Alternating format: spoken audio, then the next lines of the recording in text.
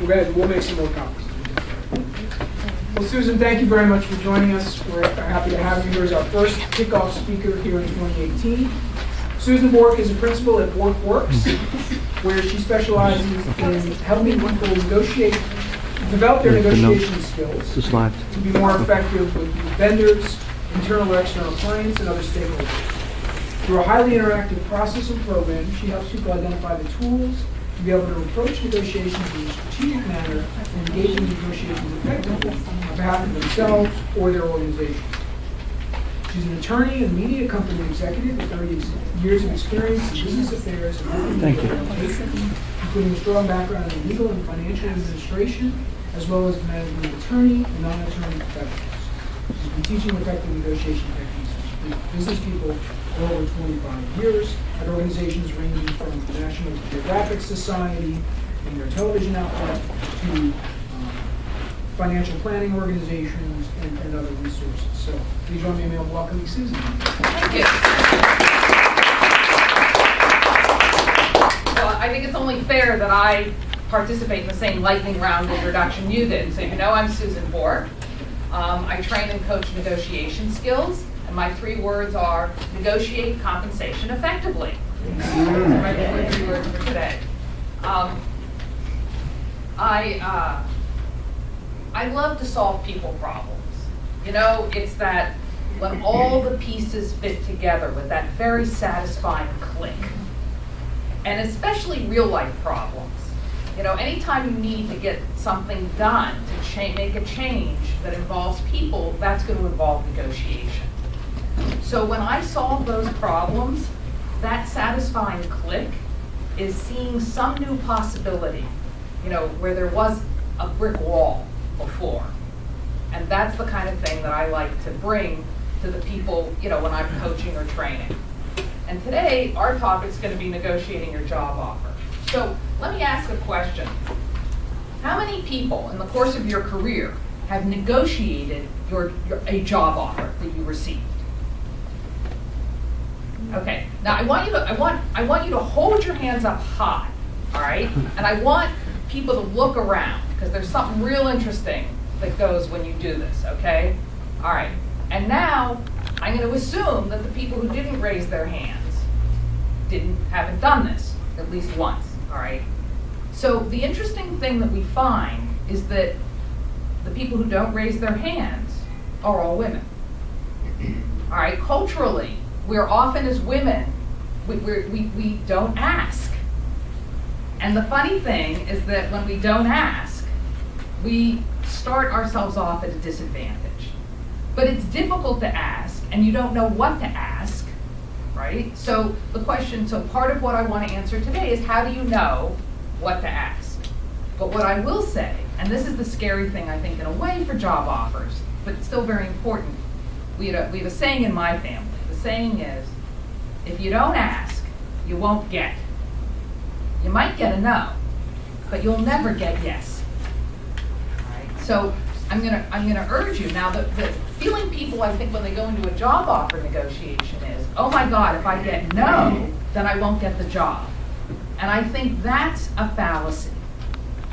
All right, if you ask and it's a reasonable ask, then what you may get is a no to your ask, not a no to the job. Because by the time you've gotten the job offer, an organization has invested a great deal of time and effort into selecting you as the first choice candidate. So now it's just a question of the terms under which you'll come and work there, rather than whether. Right? And I think that's an important distinction to keep in mind. So, and what gives me hope is the new generation.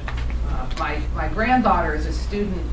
She's in her last year at Northeastern University, and if you're familiar with Northeastern University, they have a co-op program. And their co-op program is really quite well established and sophisticated. And what that means for her, she's an engineering student.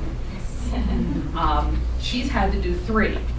And each of those co-ops is 6 months long. And for each of them, she's had to apply, interview, and then get the co-op and work there. And during the 6 months, she's earning a real salary. So during the 6 months she's on co-op, she supports herself.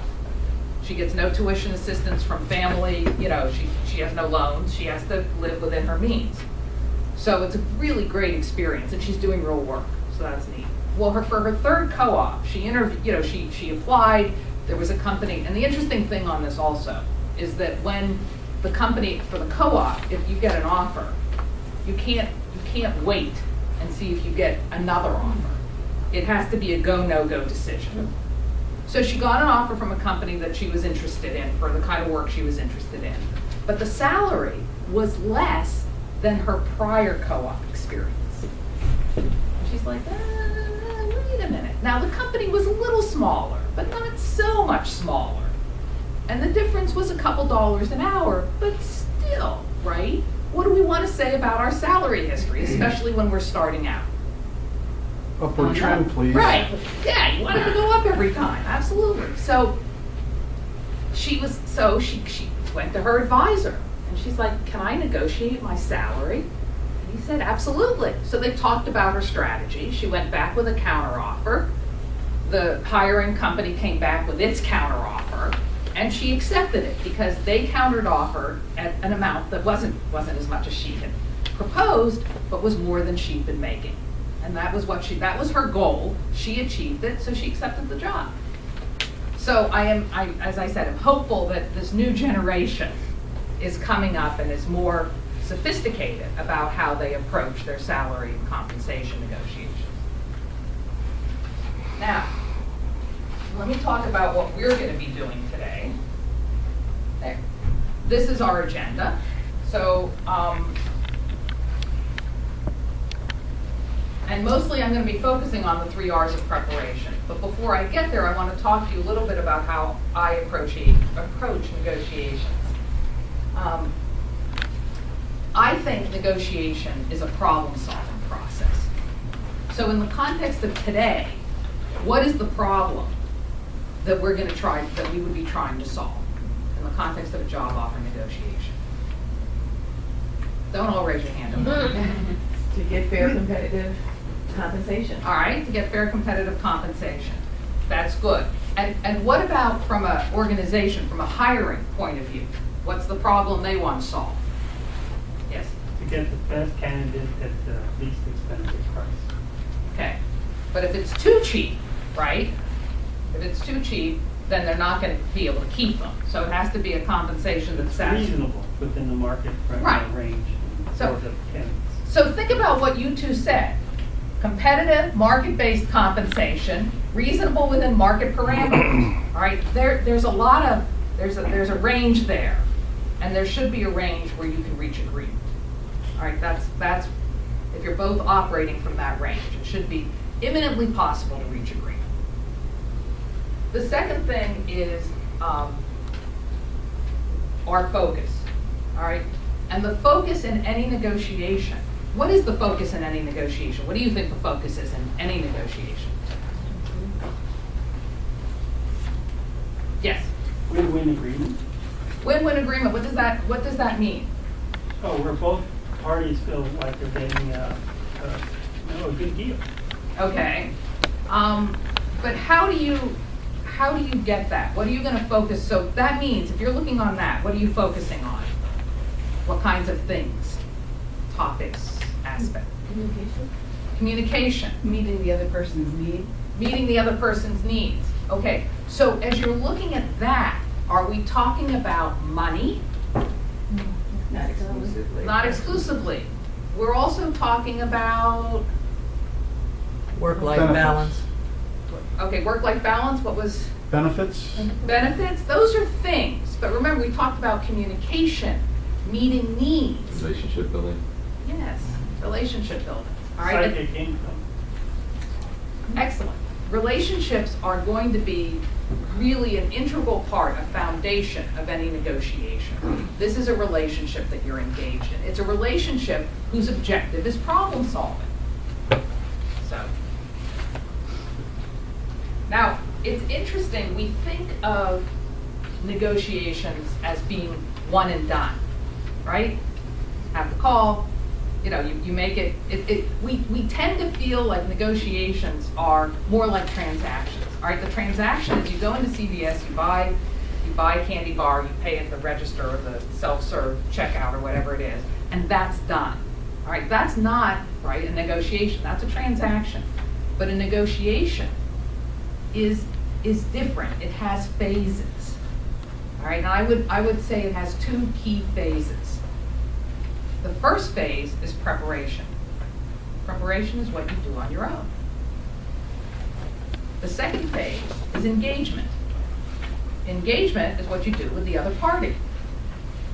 Okay, so there are two relationships that we're also talking about.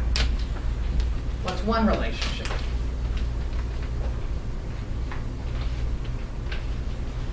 To the hiring, the hiring official. The or engagement. whatever. So when you're engaging with the other party, that's one relationship. And what's the relationship when you're doing preparation? Determining your own needs? Yes, it's the relationship you have with yourself. All right, and throughout this process, all right, the job search process is a process in which you need to really engage in your relationship with yourself and think about what's going on and whether you're going to change the hand motions you use, how you're going to describe your objective, that lightning introduction. What are your words today? What are your words next Monday if you come? So those kinds of things. So those are both important, and the relationships rest in both phases. The other thing about these phases is, again, it's not one, you don't go around the circle once, usually, in a negotiation. And if you think about any non-job related negotiation you've engaged in, but think about, the dreaded car buying negotiation. All right, you go through one round with the salesperson, and then, if you're good, right, you go through another round with the sales manager. All right, so there's at least 2 rounds when you're doing that. If you're doing any kind of work on your house, right, there's always more than 1 round with the person doing the work for you. Not always, often. If it's a project, there's usually more than 1. And often during the project, right? So it's not just that you have this one and you've got everything set, but things happen, right? Things pop up that are unpredictable or unexpected. So there's always this prepare, engage, and you want to think about the cyclical process that's involved in negotiation. And I think that'll broaden the scope of how you look at them. Look at so you're going to be doing different things at different times in the process. Any questions about this? Yes. I'm just, they give you an offer, you respond that you want something more, and they come back with what they want. And you're saying you have the right to say, no, I'm not happy with that offer, and not really sweat it, losing the job. That's how I'm hearing what you're saying. That's fair. Let me get through more of today Okay. and see if you still feel that way. Okay. All right. What you did catch that I think is important is that there's a process. Mm-hmm. So you get an offer, you respond with a counter offer. Mm-hmm. All right. You may not necessarily, the first thing you respond with may not be a counter offer. The first thing you may respond with are some interesting and useful questions.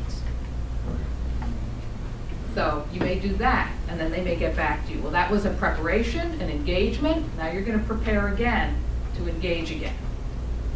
That preparation and engagement can happen overnight, or it can happen within, the 60 seconds in your head as you listen to answers you receive and evaluate them. So we're not talking about preparation and engagement being always a long, drawn-out process. It can be instantaneous.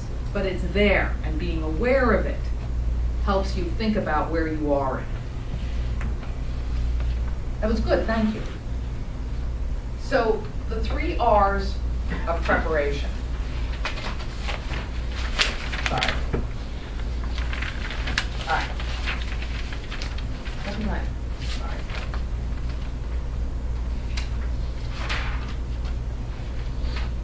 Okay. Sorry, I ended up losing a slide somewhere along the line, but it's all right. Oh, that's why. Sorry. There we go. All right. So the 3 R's of negotiation. Before I get into the first one, which is research. The first one is research. The second one is rehearse. And the third one is review. So we're going to talk about each of those today.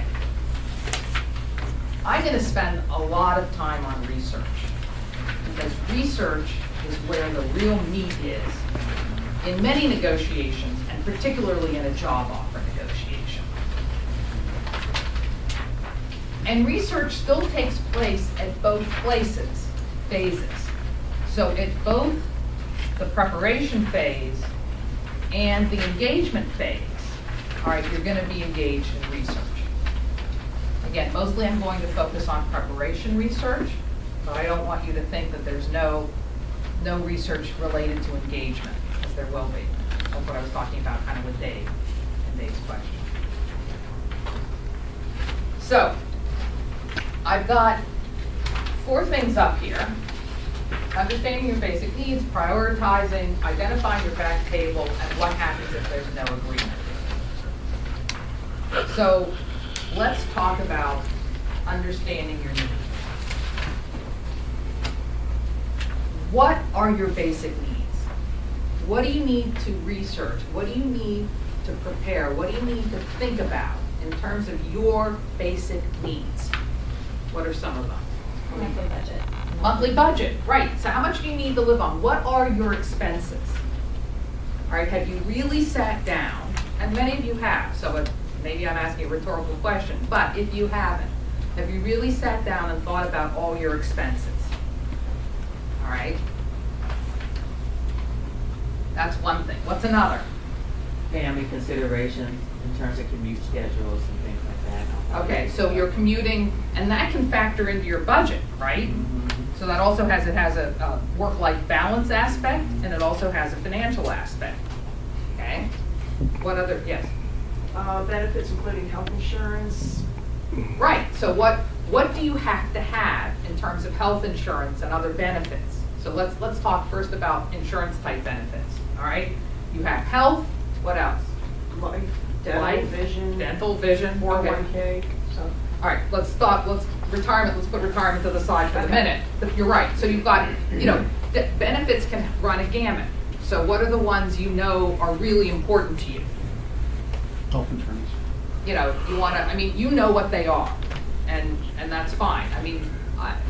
So I, for example, have had vision benefits for a long time, and I never end up using them because I like the eye doctor I have, and I like the the glasses people I have, and they're never in anybody's plan. On the other hand, I've worked with, I have a good colleague, and she's always used her vision benefits and been very happy with the provider she has. So it's very much a personal decision, but you want to be able to prioritize those. And your priorities don't have to be the same as anybody else's. Another part of compensation was, you were talking about 401k. So what are the kind of, so 401k is one. So is there any kind of retirement or savings, right, pre-tax sort of options? What other kind of compensation kind of flows into that? Yes? Vacation. Vacation. Okay, so that's a non-cash per se, but very important, so non-monetary. So that's a good one. What else? Education benefits. If there are education benefits, are those important to you to have those? What value does it have to you? What else? Short and long-term disability. Short and long-term disability. Is it offered? Is it available? And of course, this is beyond the legal minimum. Okay, what else? Life insurance. Life insurance, which kind of goes to disability, but not exactly. So sometimes one's offered in lieu of the other, so that's good. Sometimes they're offered in combination. Paid sick leave. Paid sick leave. So how many days a year, do you kind of need to have to address whatever you need to address, and that may be rest and restoration related to vacation. It may be caretaking. For children or parents or other family members who have special needs. It may be, health things that are coming up for yourself that you need to schedule. So those kinds of things. So you want to think about how big a priority is that, and does it break down, or not? So that's good. Let's see, vacation, leave, education. So here's one that nobody's mentioned, flex time. Yeah, flex time, the ability to work from home, which kind of goes to commuting a bit sometimes, but that's, so, you know, you want to think about where these are. You want to have a list of what your interests are, what your needs are, and a sense of priority about them. And you can slice and dice them however you like. You can have the monetary and non-monetary. You can just list them all together and prioritize them. But really understanding what your priorities are is also going to be important. So that's another thing we also haven't mentioned, but I think I'll say this, you'll be like, oh, yeah, which is bonuses and incentive compensation. And bonuses can be both after you're employed, but also signing bonuses, possibly. So that's, and along with that, I think everybody here probably would like to stay in the area. The other question becomes moving, benefits. So that might be something to consider. So those are all of these things. This is part of your preparation. All right, you really want to have a sense of this. Because you have got to know what you need. You have to know what your interests are. And it's incredibly important. So spend some time on it. Take some time on it. All right, I've covered, so we talked about understanding your basic needs, prioritizing. Now, when I talk about your back table, all right, everybody's got a back table. The back table are the voices, internal and external, who are going to have an opinion about your job offer. All right, and they may have an opinion because they have a real interest, all right, in this. And they may have an opinion because they care about you, all right? I mean, my parents, even when I was long into my career, were always interested in my compensation, not because it was my, it would be their judgment of my success in their eyes, but they were interested if it made me, if I was satisfied, if I felt I was being compensated adequately, and they could be like, yeah. And if I felt I was, being underpaid, they'd be like, go get them. You deserve more. So it was, it was more supporting me that it came from, but they were still on my back table. All right. When we have people who we're responsible for caregiving, financial support, time, whatever it is, and whether those people are relatives or friends, whatever it is, those people are on our back table. And they may not have an opinion, but they may have an interest. All right? So, and those affect our priorities. Being able to work from home 1 or 2 days a week could make a real difference in our ability to support and handle certain obligations we have. We can still get the work done, but we need, that becomes important to us. Other times, not, having vacation because we might have to go someplace else, and have a whole bunch of appointments set up so that we can go someplace 1 week a month or a couple days a month or whatever, and be able to handle those. Vacation time may be what's more important to us than flex time. It depends. So you have a sense of what's important to you and who's on your back table. Now, part of that, so there's 2 negotiations now that are going on. Not only are you negotiating your job offer, there's probably some element of negotiation with your back table. So you want to manage them, and you want to be aware of them. You can't, you don't have to be driven by them. You don't have to please them necessarily, all right? But you have to be aware of them. You have to acknowledge them, and you have to figure out where they fit into your negotiation. And then finally, another bit of really important preparation you need to do is decide what happens if there's no agreement. All right? You need, because you may have a couple of things that you really, really need. You may have a base level of compensation that you really, really need, and you may not be able to get there. What are you going to do? What is going to be your plan B? And really think about it, right? You've got, I mean, there's like the program later this month that says, okay, here are how you can monetize some assets or do things to help support, relieve the financial burden of being unemployed. If you have those, if you've been doing those, or you have other assets, or and you're like, you get you've got this job offer and you know that you can still last. And last being a relative word, right? But you can, you've got another 3 or 4 months. So if you don't take it, you know what you'd be doing and how you'd be doing it. That's really important. Because you need to be aware of that, because you really want to be, right, you want this job to move you to the next stage. If you were desperate, and I don't mean this in a bad way, but if you were really desperate, you'd be working at Starbucks. And you may be, and I'm not critical of that either, but my point is that that may be what you know. Okay, if I don't accept this job offer, I'm going to go work at Starbucks. But that's what you need, and you may be like, and that's the last thing I want to do.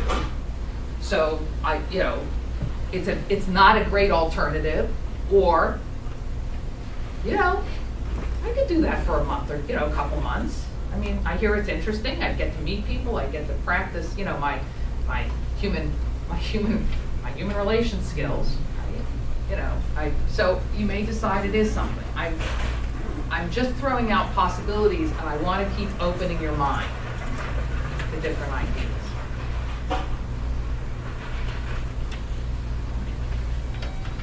So, let's see if I get this right.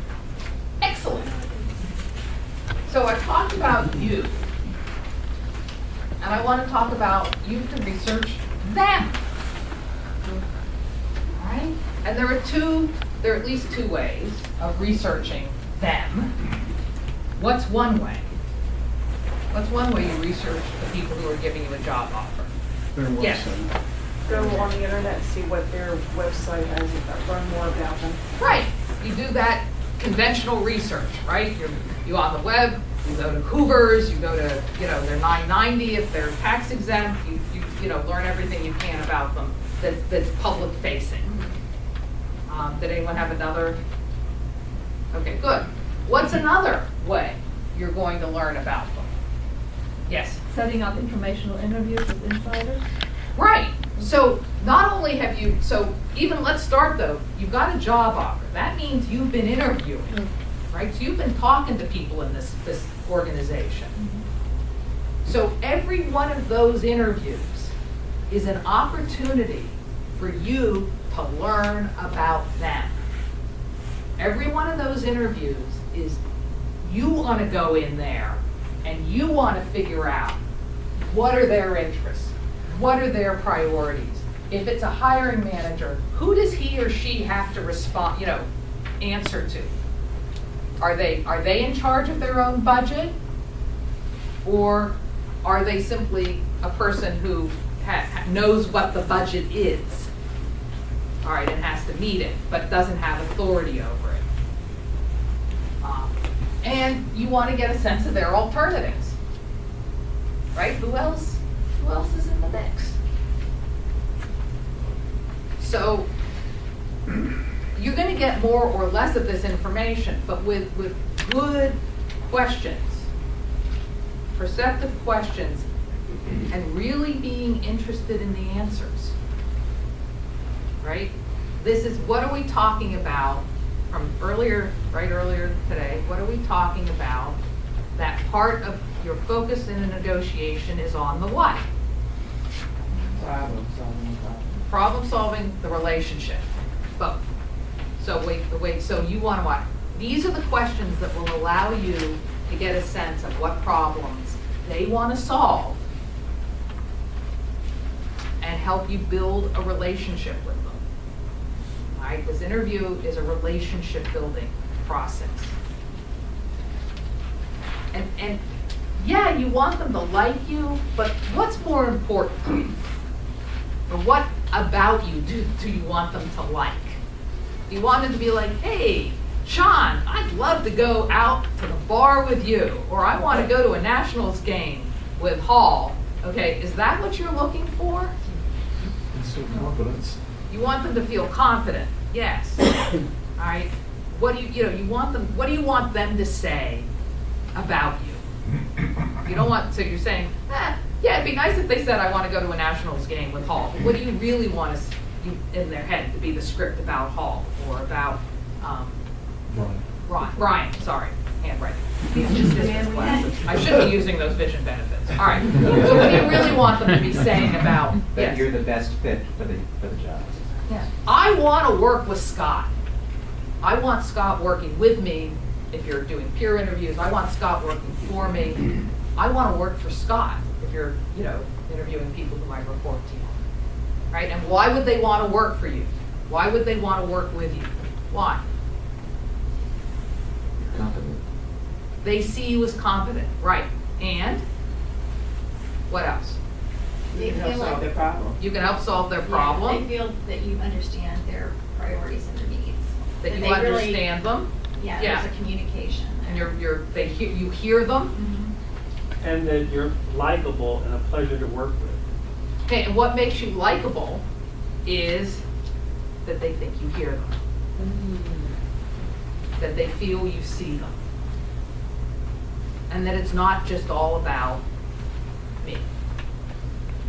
All right, those are the things that are gonna feed into that. So you have this opportunity when you're interviewing to start building those relationships. So you wanna walk into those interviews with the goal of building the relationships you have when you start working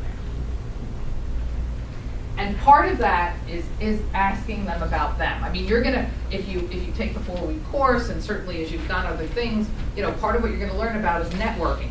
That process, those interactions, how you talk to people, right? How you focus on them is really important. Right? What's the best networking technique? What's the best technique that you've found, that you've learned, that you've experienced, that somebody's done with you, that you're like, oh wow, that made me feel like they really were engaged with me? What was a technique? What was a behavior? All right, let's just deal with a behavior that you thought was, that either you have found effective or you experienced as effective. Let me get somebody new. Anybody new? Yes, Ken. Offering to help before asking for help. Okay. You find, how do you offer for help before, so what are you listening for?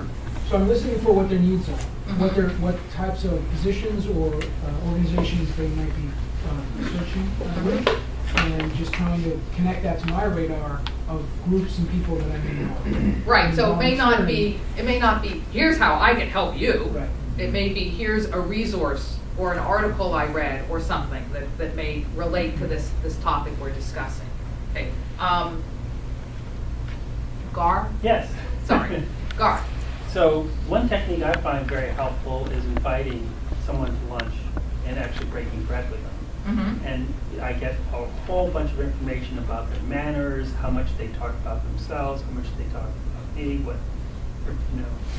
careers there's a little bit of a warming factor in having a meal together, with breaking bread together. So And you can do that with bread, you can also do it with coffee or tea, you can do it in. yeah, a variety of ways. But Right, the yes. idea is it's a less formal type of meeting that gets a lot of interesting information. Good. Okay, what else, John? I recently had a conversation with a guy who's the CEO of a small micro investment firm. They do global investments. And he's talking from his perspective and interviewing prospective employees. And we sort of already touched on this, but he said, nothing is more compelling than someone who comes in and expresses a genuine interest in either me as a person, I'm saying this, or the work that I'm doing, or the company, the work that we're doing. Mm-hmm. It's that genuine interest in what we're all about. He said, I had that experience the other day, and this guy will probably get the job. Okay, so that's a strong endorsement. Great. And then you want to think about, as I said, their back table. So who do these people have to answer to? Is this the head of the company and all? He may have to answer to nobody or a board of directors, depending on the level of the hire. So you want to, and it's not that you can do anything about it, but if you're aware of it, it can help.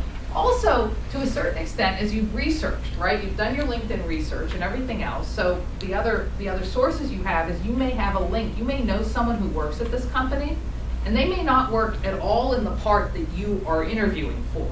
And if it's, you know, it may be a large enough organization that it, you know, they work in a whole different division or a different department. Well, you never know what they know about the people you're interviewing with and the organization itself. So you may, and they may be able to tell you some interesting things about the priorities, some interesting things about, you know, if it's a project management position, some people have mentioned that they do that, you know, project management can often be cross-divisional. So you know, you can start getting information about some of the, you know, these other divisions, even if they're not interviewing, if they're involved in the project management, may be part of that back table. And finally, in terms of alternatives, you know, it's a sense of, if you get any information, if you've established a good relationship, you know, at some point they may say, yes, it's down to 2 people, or we had, you know, you know that, right? You go from the first interview, ideally to the second interview, and then, you know, maybe there's a third, but if there's a second, you can, you know, how many other candidates are you interviewing? That's a reasonable question to ask. They may, what are they going to say? If you ask the question, what is the answer going to be? What are the possible answers? We can't discuss that. We can, all right, or 1, 2, 3, or 4. yeah, Right. all right. So I mean, if you don't get the information, it's no harm, no foul, right? Nobody's gonna be like, oh my God, I can't believe they asked how many other people we were interviewing. Really? No, nobody. You know, nobody usually cares quite that deeply. It's so you know you can feel that out, but you also have a sense of what their alternatives, you know, what you bring to the table, and depending on the position and the requirements, you know if you're highly qualified for it or if it's a stretch.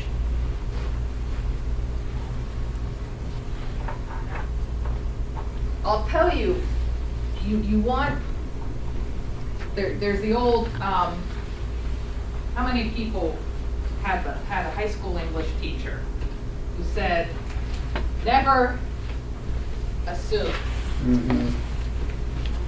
And why should you never assume? Raise your hand. Who knows the answer to that? All right. In the back, you. No, you. There. Yeah. Sorry, I don't have your name tag in. Yes. Why do you never assume? Because take it apart, the first 3 letters. And Yeah. the next letter, and then the last 2 letters. Right. It makes an ass out of you and me. All right. So the more questions you ask, think about what your thoughts, you know, as you think about the job offers, you think about the interview process and where you're headed. Think about, be aware of where you're making assumptions. All right, be aware of it yourself. Be aware of your biases. You know, again, remember part of the preparation is yourself. So you want to research that and be aware of it. Because that's going to help you. If you're walking in saying, oh, you know, this is a startup, they're never going to want somebody, you know, as old as I am, right? That you're making an assumption. If they brought you in for an interview, I mean, maybe it is token. Maybe all they are going to do is say, well, yeah, we interviewed a few people over 40, see? But maybe not. Maybe they're really looking for somebody who can bring some maturity or some perspective or some experience that they're lacking in the organization and they think would help mentor, develop, train junior people who are working there. So you never know. And if you assume, you will never know. So that's, you know, that's the kind of thing that you want to get a sense of. Another thing about assuming, and this is a story I love, because to me, you know, so many people say, really at the end of the day, isn't this how a negotiation goes? You make an offer, they make an offer, you make a counter offer, and you split the difference. And sometimes that's the case. And sometimes it certainly feels, more times it probably feels that case. there's a great story I like that I think illustrates a different way of looking at negotiations, a different way of thinking how they can proceed, and where the problem-solving approach and the questions you ask can really make a difference. So here we have a situation. The facts are these. You have 2 children and 1 orange. They are not siblings, because we know what happens when they're siblings, so we're not going there. 2 children, 1 orange. They both want the orange. So what's the solution?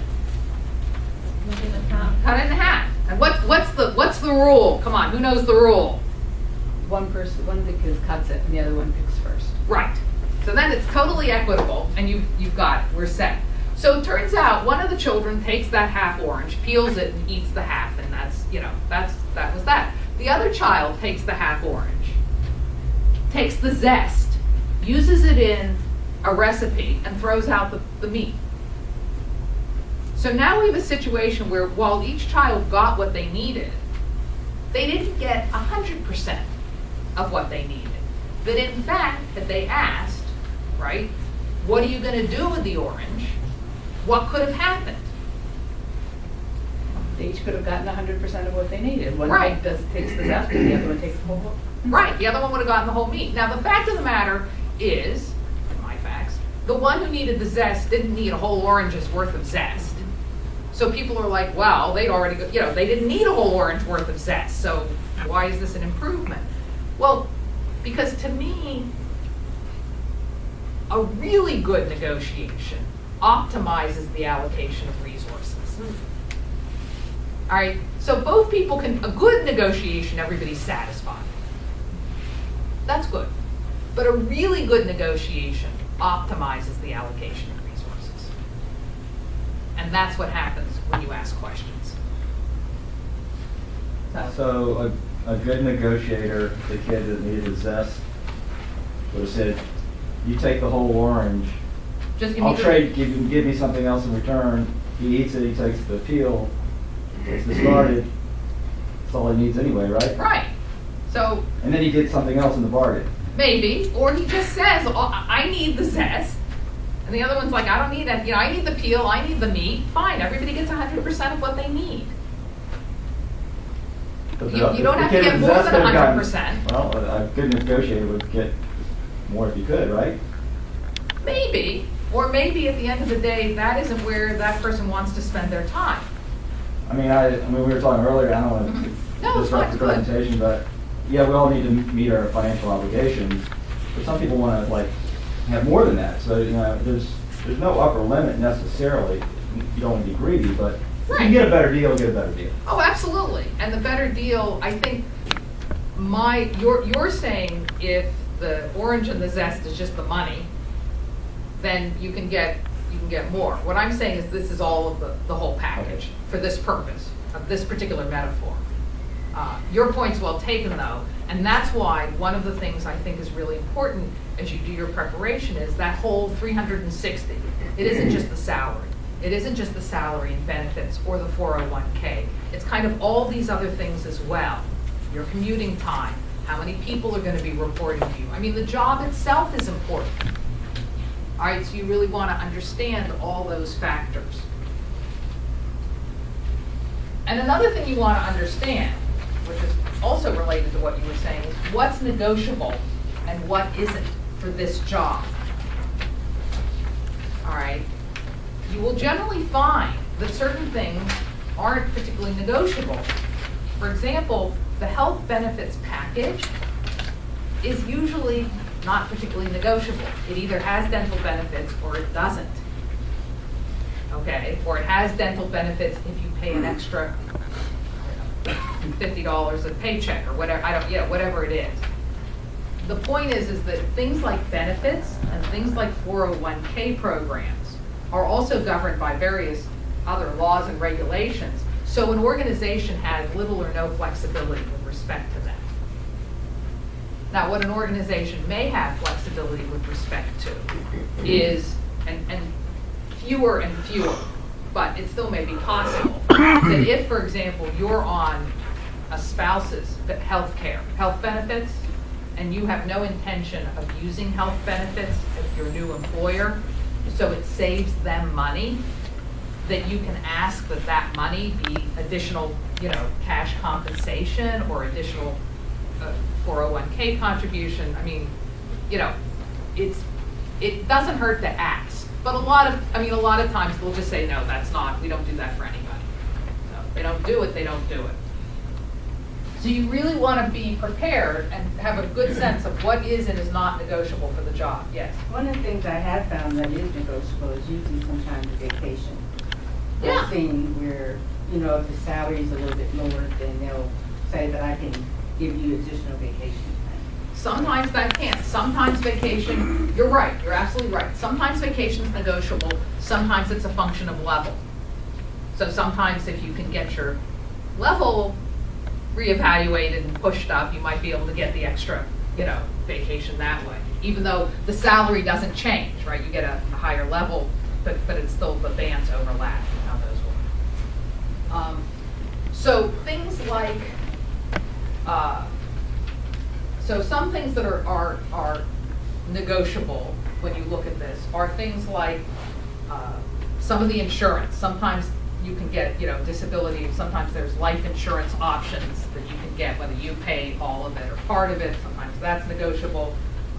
In parking is sometimes negotiable, or other commuting costs can be negotiable. If you're traveling a lot, whether you get to keep your travel points, whose credit card are you using for travel? Is it reimbursed? So do you keep the points? Do you not keep the points? Flexible time, work from home, those kinds of things. In a lot of organizations, that's at the manager's discretion. In other organizations, it's not. They have a fixed policy. So you just have to, how do you find out? Ask. Right? As you're going through the interview process, not top of, right? You don't start the interview saying, so what's your flex work policy, right? But as you're learning about the job responsibilities, one of the, if part of the responsibilities is, I don't know, let's say there's a significant amount of writing, or there's part, where you really have to do writing, and you can say to somebody, maybe you look and it's an open environment, and you can say, when I do writing, I really like for it to be quiet. I'm most effective if it's quiet. I can certainly work in an open work environment, but the writing part, I try. So are there quiet rooms? What's your work from home policy? Those kinds of things. Because now you're tying it to your ability to your being effective. Yes, I can work in this environment and I'll put on headphones like everybody else, but are there other options? And those are ways you can find out. And then things that are often negotiable are things like your salary, possibly a signing bonus. That is often a way to compensate for other things you're not getting that were of value to you. Not always, but often. Non-compete terms. Can I ask a quick follow-up? As I'm unfamiliar with signing bonus, is that something that happens typically at a certain level, or? No, it just sort of can happen. It's a pretty discretionary type of, organizations sort of, they either have discretion over them or they don't, and they either offer them or they don't. But it's one of those things that you can ask about it. Sometimes if you're saying, if there's like no parking benefit, or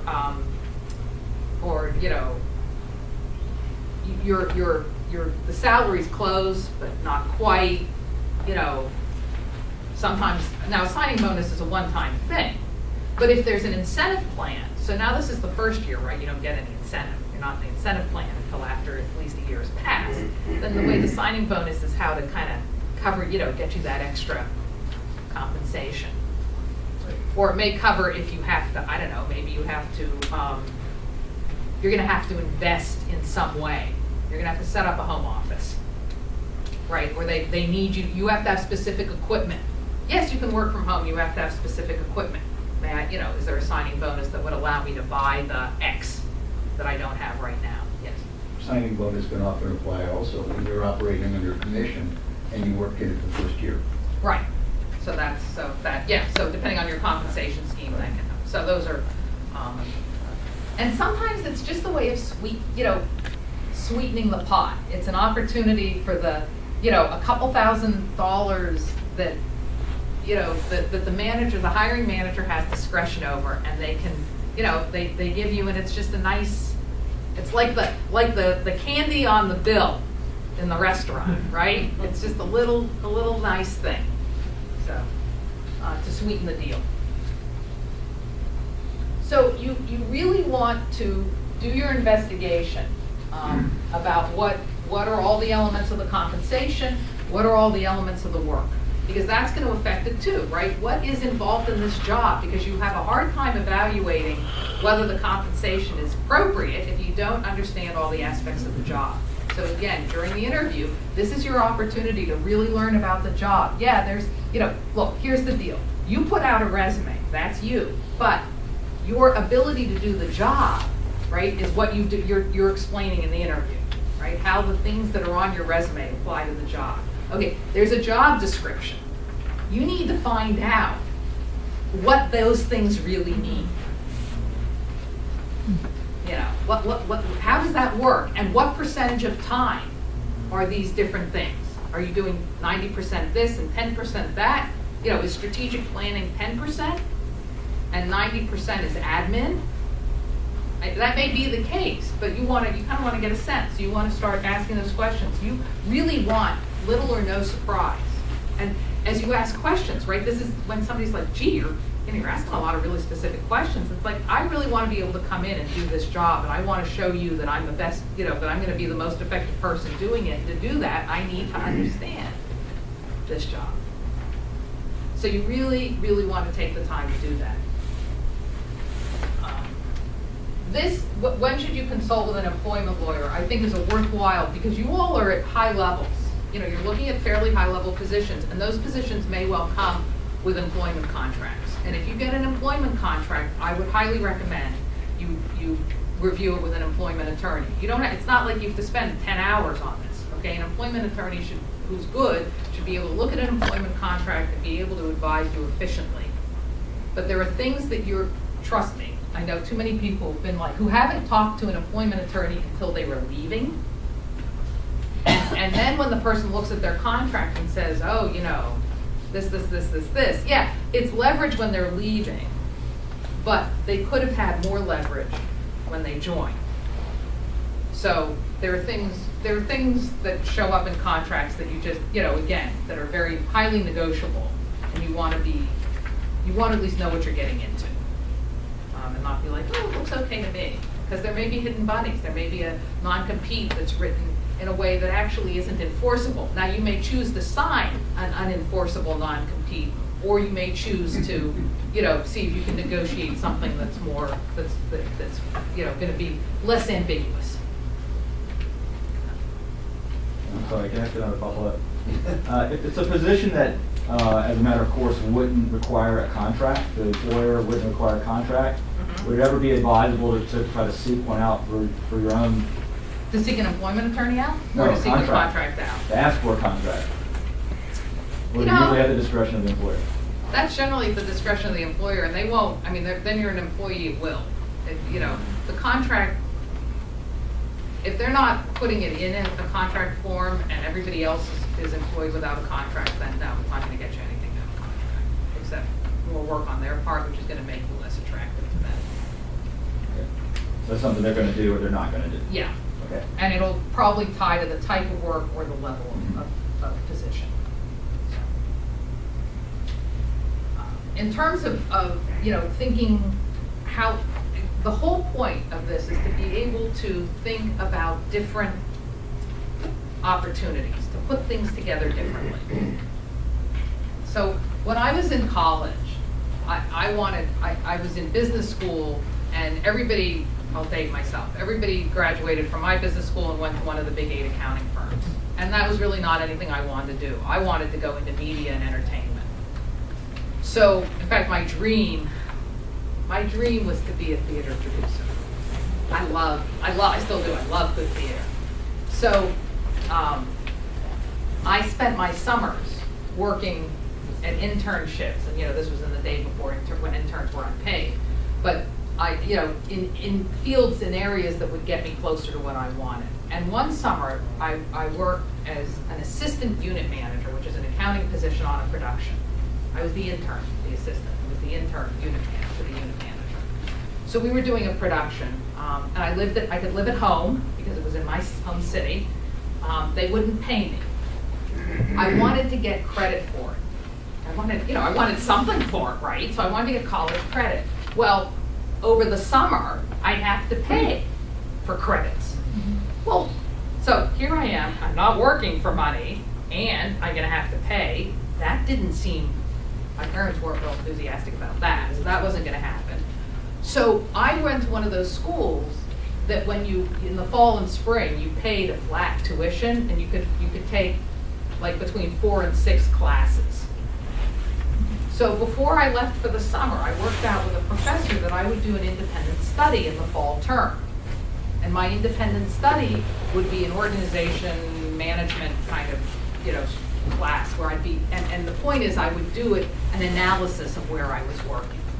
So we figured out all the parameters ahead of time. I'd spent the summer. I registered for an independent study in the fall. I'd basically written the paper before school started. I handed it in at the end of the semester. I took 6 classes instead of 5. Everybody was happy. So, excuse me, part of it is just, where are there opportunities where people get what they want? I worked for an employer who had education benefits, all right? I wanted to go to law school at night. They said the education had to relate to your business, and there was an unwritten rule, or it was unwritten, it wasn't in the policy, that they wouldn't pay for law school. They wouldn't pay for law school because because they would never hire anyone in-house who hadn't been at a law firm for 2 years. So here they would be paying you for an education that wouldn't benefit them, is the feeling. All right. Law schools don't let you just take classes. They require you to matriculate, even when you're in night school. Well, I had some really good managers at that time, and they said, if you put in for classes that relate to your job, we will approve them. And we won't, and then Temple Law School, I matriculated. So I went to Temple Law School and I took 3 classes, and one of them, I could only put in so much. So one of them every semester I made sure related to my work. I was in financial analysis, so contract law related to my work. Property law related to my work. It was a television station. Constitutional law related to my work. And that's how we made it. So the more you know, right, about what people's interests are. They wanted to keep me. They knew that if I was going to law school at night, they'd have me for 4 years.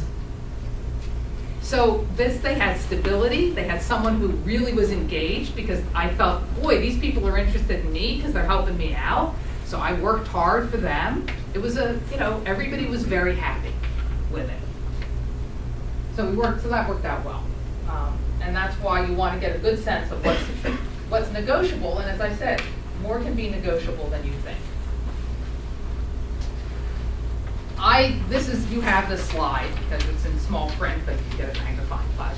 These are just some resources that I've come across over time that can be helpful as you're looking for what are the standards, what are appropriate standards for the position. So salary.com is actually a site where employers report salaries for positions. So you get a sense of what the responsibilities are and what the salary ranges are, and it can also be geographically broken down. So you can look at Washington versus, you're not looking at a national average. Paycheckcity.com is kind of interesting because if you put in a gross amount, where you live, it'll tell you what your take-home pay is likely to be. GuideStar is a source for nonprofits, looking at their 990s, Glassdoor, but you've got to consider who's posting, or unhappy people post rather than happy people post, but it still, doesn't hurt.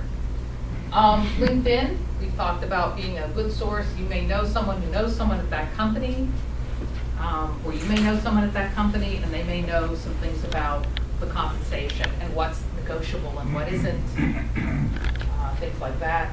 And you want, if you're at the second interview stage, I think you should consider the benefit of asking for what their benefit statement looks like. Right? I mean, if you want to have a sense of what's involved. So if you've gotten through, you can always, if you think at the end of the first interview, if you feel comfortable enough, you might say, I'm really excited about this, and I really, really want to get to the next level of interviews, and I really want to learn more about the position in the company. Do you have a standard benefits statement that I could take a look at, just so I can further familiarize myself with the organization? Or you've said you have really competitive benefits. That's great. I'm interested in what they are. So, and they're pre-published. You're not asking them to give you something that's, that they don't already have. So, what sites, have any of you found websites that you think are particularly useful? There's also, payscale.com could be another resource for you. And I believe you can also search geographically there as well. Okay, payscale.com. Good. Anybody else? Anything else you really like? Hand in hand with GuideStar, Charity Navigator. It's really geared towards the donors, but a lot of information. Good, Charity Navigator. Because that'll, the 990s give you compensation about the top executives, which is always interesting, if nothing else. And depending on the position you're interviewing for, it can be really relevant. And I think it also talks about, it may give some benefit information about the organization that it offers, I'm not sure. Okay, good. So the second R, yes, I'm sorry, yes, sir. Yeah, CEO Update offers really interesting information. Okay, CEO Update, Chief Executive Officer Update, CEO Update, good. .com, I presume. Yeah. All right, good. So the second R, so you see, I did spend a lot of time on preparation. But I want to talk about the other two R's. So the first of those is rehearse. So when we talk about rehearsing, this is your preparation, all right? Again, for the negotiation.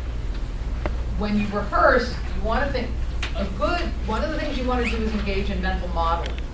All right, this is what athletes, right? What do athletes do? When I talk about mental models, what do athletes do? Practice. They practice physically, but how else do they practice? Visualization. With videos of themselves. Good, they look at how they've done, and who said there was, yeah. They visualize how they will perform successfully Yeah. in advance. All right, what was it? I think it was Michael Phelps who would, before he, while he was he was at the Olympics, all right, he's done practicing, but before he was going to go to his particular competition, he would sit there with his, earphones in, and he'd be visualizing every part of the race. Getting on the blocks, getting in position, going with the gun, all his strokes, all his turns. I mean, he visualized that in incredible detail. The more you do that, and as you do that, what do you want to think about? Success. That, but what else? All the things that can go wrong. You want to think about anything you can think of that will go wrong and what you will do. Yes? My visualization usually, besides the positive outcome, is in all the scenarios, kind of like all the scenarios that could go wrong, I'm a strategic thinker. So I develop plan A, B, C, D, E, F, and so on, so that if we go there, I've got a counterpoint to that. If the counter is something quite wildly different, then I have one for that too. I really develop strategies, even in conversation as I'm going through a process. And that's part of what I'm talking about. I mean, one of the things you do with mental models is thinking through what can what is it going to look like, and what are the different questions that can come up, where, you know, how can things get tense? How can they be relaxed? How do I, you know, where do I tend to take a conversation, you know, how am I gonna know when I'm spending too much time talking about myself? You know, how am I gonna cue myself to start asking more questions and listening to the answers? You know, what do I do when I'm nervous? How am I gonna, you know, mitigate that? You know, you're gonna go in with expectations, and that's fine. But you want to test any of them, right? Be careful about your assumptions, be careful about your expectations, so test them as much as possible with questions. Just, you know, that's another reason to ask questions. What do you want to know about? What are your expectations? How are you going to check if they're accurate? Right, those kinds of things. I always think with any negotiation, you should have a written agenda. All right? When it's a job offer negotiation, I think you just need points you want to cover. Just have your checklist, your points that you want to cover. Because then you don't have to remember them, all right? If it's written down, you can focus your mental bandwidth on the interaction and on keeping aware of what you're doing, right? Are you getting nervous? Are you getting tense? Are you you know, starting to rattle on about yourself, when what you really need to do is stop and just let there be some silence? All right, so having those things written down gives you that, it's one less thing you have to remember, literally. So, and then if it's negotiation you're anticipating, you know, we do them all different ways, and I will talk about that, but we also do them in person. So if you're gonna be doing it in person, role plays are great. This is a community, right? So you will have access, if you join it, to other people who can help you with this. I mean, you have other people in your life, and other communities in your life, so you can use them. But the point is that you can always find somebody out there who will role play with you. And here's one thing, how do you normally role play? If you were gonna role play with me, who would I be? The boss, right? The hiring person. Okay, I'm gonna suggest that you do a role play where you play the hiring manager. So now you brief me to be you. I'm not getting you too confused. All right, because that's gonna help you really hear how you sound, right? Is this persuasive? What's strong? I mean, you can hear you're gonna hear yourself say it, as it were. So it's fine to do it both ways. It's not that having you play yourself is wrong. There's nothing wrong with that. But if you have the time, I would recommend trying it once where you're playing the hiring manager. So those are. What are your questions about rehearsing? Okay. Then the final R is review. So after each interaction, you want to think about, you've got your list, right? What did you accomplish? What did you get resolution on? What did you understand? What did you solve? What did you agree on? Or is there anything that's still open? Are they going to get back to you? Right? Is the person going to get back to you on anything? What did you learn? What did you learn about how you come across, how they come across? Did they have a hot button you didn't know about? You know, did they get really squirrely or uncomfortable when you raised the issue of flex time? What, you know, or whatever. I mean, what surprised you? All right. What questions do you still have? And finally, where are you in that relationship with that individual? Did you advance it? How did you advance it? Was there anything that you left feeling a little uncomfortable about? Is there repair of some kind that you need to do? You know, so know where you are with the relationship.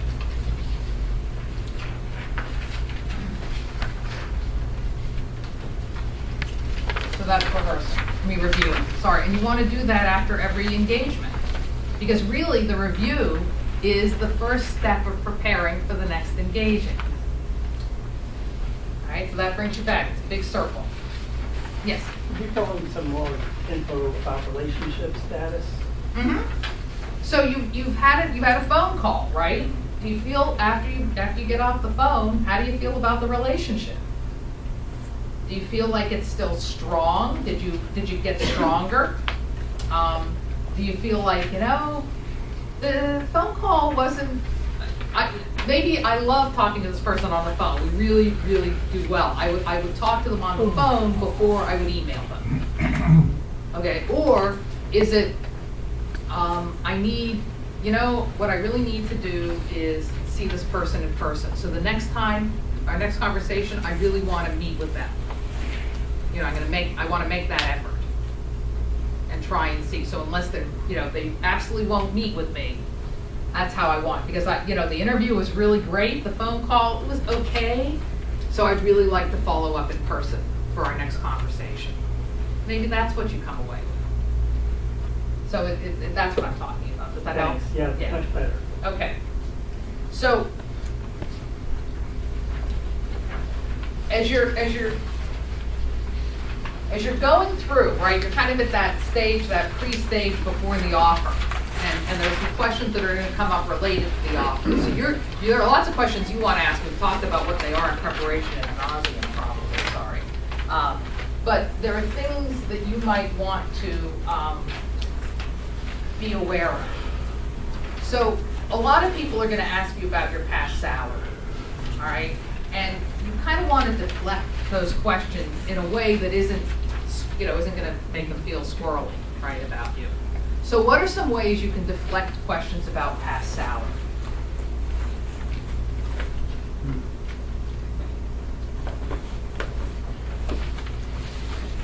Or any question. The other is past salary and salary expectations, right? So often they'll ask you, what are your salary expectations, right? Employers trying to get a sense of how you meet a candidate whose Right. salary is outside our range, and let's not lose either of our times, which is probably best for both of you. Right, so what would you, so if the person says it that way, I want to know what your salary expectations are, because I need to know if we have a budget, if it is within our budget, what would you say? Move it right back around. Right. What is the salary range? Right, what range are you dealing with, exactly, so that's good.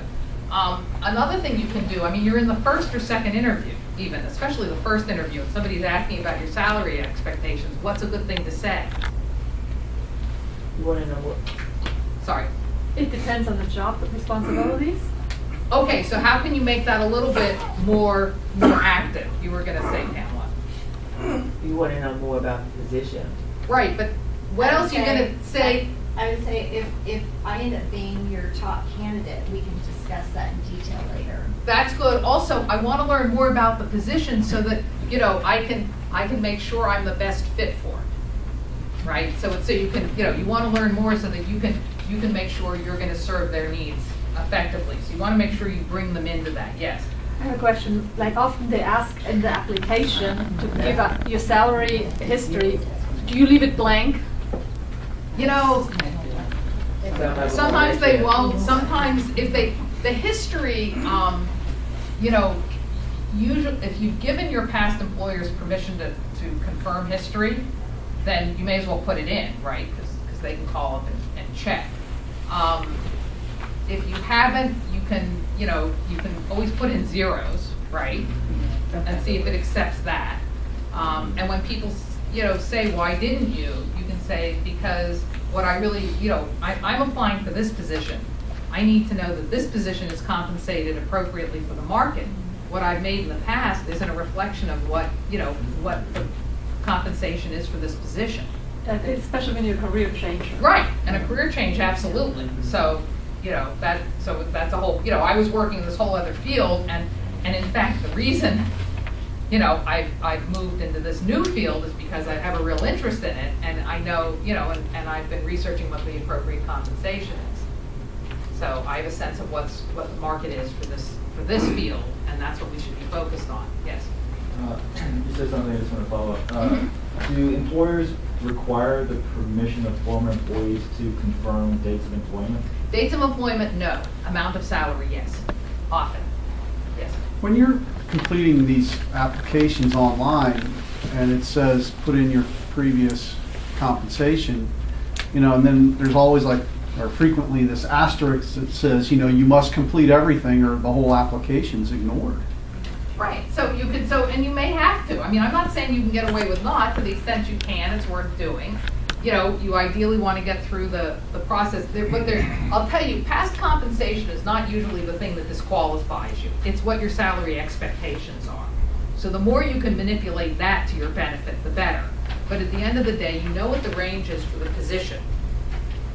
Right, you've done that research, so you make sure your salary expectations are within that range, you know, midpoint or higher, unless you know, you're making a career change and you don't have experience that would allow you to come in at the midpoint, so you probably need to come in, you might just put the midpoint, but know that you might have to come in a little lower, because this is your first job in this whole new area. But that would be, you know, a strategy that you can use. So for that scenario, the career change scenario, if you do put your previous salaries, and they were pretty high compared to what you'd be earning now, might that somehow actually disqualify you? Where they look at it and go, we can't possibly compensate. It's less likely, but I can't guarantee the algorithms. Yeah. I mean, you know, Yeah. some of this is a crapshoot. Yeah, I mean, most of what you're talking about is like you've already got, you've An interviewed. Yeah. Right, and that's where you want to be able to, you know, mostly the idea, especially, you know, even in second interviews, you know, I think you can say, I'm uncomfortable, you know, focusing on actual salary at this time because I still, you know, I want to make sure that I can bring value to your organization. You know, that we, you know, and I want to focus on the job and what I can do and why I'm the, you know, candidate you're going to want to make a job offer to. At that point, we'll be talking about salary. You know, I wouldn't be here if I didn't think that your salary, that your compensation was going to be competitive in the marketplace. So. And I'm just curious, aren't there some cities or places where that question is no longer even legal? That may be the case. I haven't researched it, so but I'm not. I don't think DC is one of them. Past salaries there are, so you should research that. But you know, salary expectations isn't illegal. Yes. Yeah, Massachusetts has banned that. Right, but you know, not here, so, and not Virginia. I can pretty much guarantee you. All right, so you want to be. You want to always ask questions, and then a written offer, when you receive a written offer, it's final only if you agree to the terms. So if you don't agree to the written offer terms, you know, if it doesn't reflect what you've negotiated, then you want to follow up on that. Or ideally, the written offer is what you get after you've completed the job offer negotiation. But you do want that offer in writing. So it may not a contract per se, but the job offer in writing. You want to think about the benefits and drawbacks of how you communicate, right? Face-to-face, email, telephone, all those things. We're running a little short on time. I'd like to spend, rather than spend more time on that, bless you, what I'd like to do is spend some time actually doing a little bit of negotiating. All right, so what I'm going to do is this. I want you to count off. So I'm going to go across the rows, and you're going to go 1, 2, 1, 2, 1, 2, 1, and we're going to go back. So we're going to start with you. 1, 2, 2, 1, 2, 1, 2, 1, 1, 2, 1, 1, 2, 1. 2. Okay, so all right, Ken, I'm going to need your help. All the ones, raise your hand. Ken's going to give you one of those. Ones. So get it so he can, and while he's doing that, you're a 2, right? yes, thank you. You're a 2. You're a 2. You're a 2. Everyone to me. 2. Ones, okay. 2. Okay, ones. I don't know about that, Darren. All right, John, thank you. Ones, okay. 2. Ones, more ones in the back, okay, Wait. ones, Alex, All right, good. wait. All right, Sherry. I'm coming. So take a look at your paper. You're going to not share it, right? He's a 2. One, There. good. 2. Let's go for one. All right. Is everybody's a 1 or a 2? Okay, good. Look at your paper. And take a few minutes. All right, now, everybody in this room is either a hiring manager or a candidate.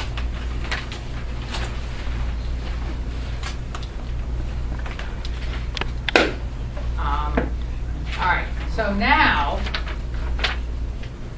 I'm going to ask you, as I come right up against the camera, to move over so that you can talk to Angelique. And you're going to want, so everybody else is pretty paired up, so that's good. All right, so we're going to take about 5 minutes, maybe a little longer, but not much. About 5 minutes. And I want you to negotiate with each other. And how do we lose? She's coming right there. All right, good. So you're now negotiating your job offer. That's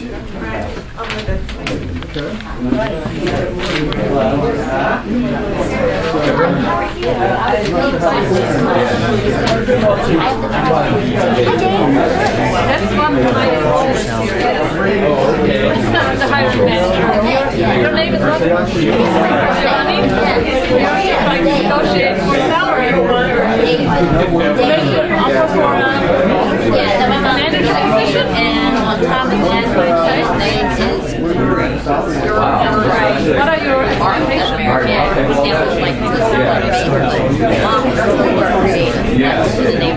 Plus you need kind of a common last name when you have to do this. Well, thank you for coming. Tell me why you're here. Oh, that sounds really, really good. Okay, that sounds really, really good. You can vet the job. Oh, yeah, okay, yes, I am here for the resources open Yeah. Yes, and I believe I could offer great skills to your work environment and increase your bottom line.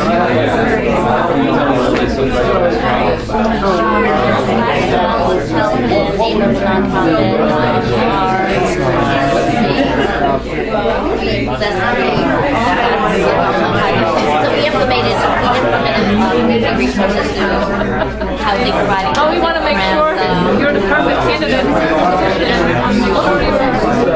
position. So I would rate them to be comparable to my lab, and that was like the most valid. So I really don't want to go below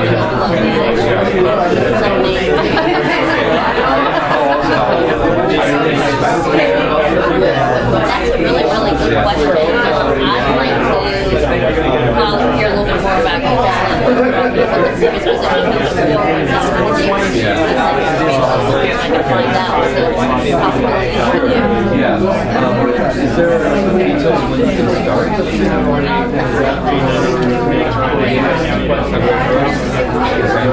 What's your salary?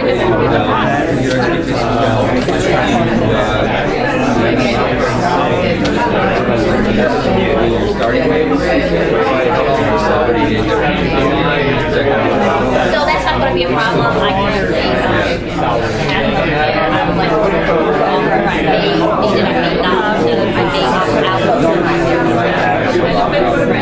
What kind of benefits are you typically, we offer health insurance, charity days. When I did my family, that sounds really good. I feel like looking for select time, I am looking to be able to help you on vacation.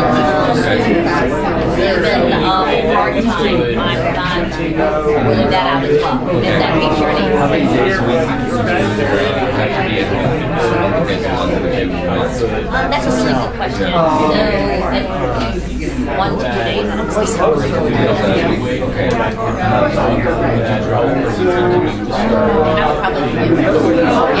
Practice like you started the first day of the month. So if you're starting the first day of the month, you get it right on the first day of the job.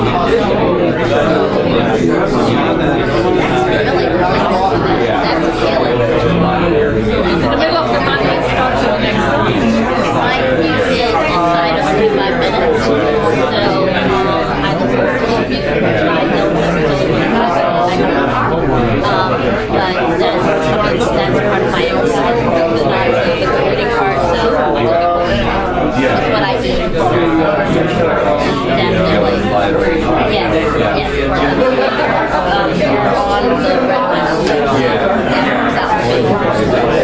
I am essentially those people. You currently have health insurance, so if you know, you could negotiate that we pay monthly fee for your current health insurance. You could pay the current fee for your current health insurance until you get a brought off the company. That's a signing goal. Do you have any questions for me? Yes, tell me about it.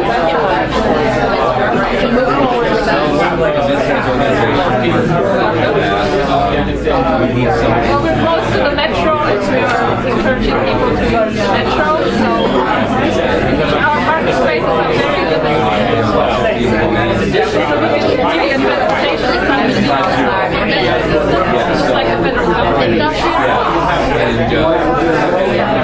Yeah, so we can do that. Because to our benefits, we don't get any tax benefits. Great. I didn't expect you all to, you know, the point of this was to engage in the process. And to get a feel, right, and to get a feel, for what is involved, and what are the different things you're interacting about as you go through this. You know, so what I tried to do was in a very oversimplistic way, give you a sense of different variables. You know, what you want going in, right, is to be aware of what the range is for the position. And you always, you know what you need, right? Where you need to be based on your absolute needs. You know what it is, the amount under which you can't accept the job. All right, so you know what that is. You know what the range for the position is, so ideally, you know, it's within it. You have a sense of where you should fall because you've done the research. So with your experience, et cetera, you want to be, you know, so you're going to want to be higher. What you want to do is be able to give a range, if you're asked, of between the midpoint and higher, right? So the midpoint kind of is still above your minimum. So you want to be able to be above your minimum, kind of that asking range, up to, you know, kind of that percentage, whatever it is, above that midpoint for the position. Again, unless it's an entry-level position, but even in an entry-level position, you don't come in at the bottom of the range. You might come in at the midpoint between, you know, at the midpoint in the range between the bottom and the middle. So you're in that range. All right, so you want to be able to give a range if you're asked. So this gives you a sense of those kinds of things to look at. And we've talked, the key, I can't tell you how to structure your salary because we just talked about all the research you need to do to be able to do it effectively. But it gives you a sense of a kind of baseline strategy. I know I'm running over, so I apologize. Yeah. Just a fast question. What if you say, okay, you ask them, what is the salary range for the position? They say, well, this is what would be starting at, and they say, that's it. Well, you say, okay, in my research, what I've identified is that the salary, you know, it seems to me, I mean, based on the research I've done, there is a range in the marketplace for this position. Whether you have, you know, if there isn't one at the corporate, the organization, and that is actually, you know, lower than the midpoint. So I'm curious why you're paying below the midpoint, or your offer is below the midpoint in the market range for this position. Okay? Yes, I would like to offer to everyone not to do what I just did with Dave, which he was great. I undercut my salary by not doing my research and reading that my last job paid $95,000. All right, which gives you a clue. Don't do that. Clue that, you know, maybe you need something like that to live on. You know, that was the idea of putting that in there. All right, so just to kind of wrap things up, I want you to think about how you're gonna practice what you've learned. I would suggest that the more you know, if you're uncomfortable doing negotiations, then I would suggest that you find ways to negotiate unrelated to job offers. So what do I mean by that? How do you negotiate? How do you practice negotiating? Talk to a kid. Yes, teenagers, spouses. Go in a department store and buy it, when you buy a larger purchase like a computer or a TV or something, try to negotiate the price. Yes, you'd be surprised. So you can just try and get in the habit of asking, because what you'll get in the habit of is receiving no's. And when you get more comfortable about receiving no's in low-stakes situations, you'll be less anxious about them in high-stakes situations. Because, if you go into Best Buy and you're like, well, gee, if I buy 2 of these cords, or let's say, 5, I buy 5 of these cords, can I get a 10% discount? Maybe you will. It'll pay for the tax. Yes. Right. Yeah. Exactly. So Ken says, quick question, why include the start date and what the insurance premium was? Because insurance, your start date, you're always paying for at least a month, and usually insurance, so if you start a job on January 1st, your insurance will not start at the company at the organization where you're working until March 1st. Because it starts after you've been there 30 days. That's 2 months you still have to pay of your own insurance, which is why a signing bonus can be helpful. Yeah, my brother was hired on the last day of the month, so he didn't get insurance for the next month, and he and his family were not expecting that, and it was really. Yeah, so you need to be aware of the fact that your insurance doesn't start the day you start, and it often starts 30 days later, and then it only starts on the first day of the month. So it can often be 2 months, which is why it can be a factor. You can think about what you're going to do differently when you do get a job offer than what you might have done in the past. So that's the good news. And quickly, the learning model that I like to have people in their heads about is the first stage is unconscious incompetence. You don't know what you don't know. All right? Conscious incompetence is when you don't know something. All right, all of you are here because of conscious incompetence, in the sense that you know that this whole process of taking a job now at this point is one that you're not familiar with. It's like when my granddaughter was applying to college, I was like, oh my God, it is so different than when I applied to college. My experience is completely useless. I need help. We're going to find someone who can help us with this. So you're here to find someone who can help you with this because it's a brave new world and it's not like it was. Then you get to conscious competence. Conscious competence is you've learned a set of new skills and you're applying them and you're very aware of the process. It's awkward and uncomfortable. So if you can hearken back to when you learned how to drive, okay, that was, okay, I'm doing this with my grandson.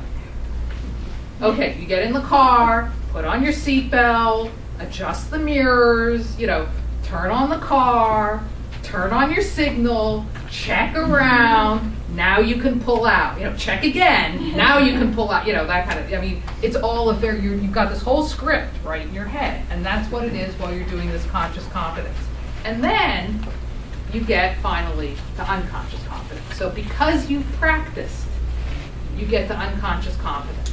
And that's the process that now I hope most of you have when you get into your car, which is you just automatically put on the seatbelt, make sure you're the person who last had the mirrors, et cetera, and you look around before you pull out. So that's what I'm talking about with that. So I want all of you to get to unconscious competence when it comes to negotiating your job offer. If you don't like to fill out handwritten surveys, there's a SurveyMonkey survey at this link. I would love to get your feedback. And I apologize for running a bit over, but I hope you found this helpful. Please join me.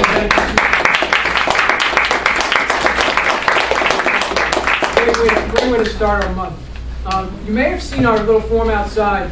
Our programs for January are doing the process backwards. So we started with the end, negotiating the job. Next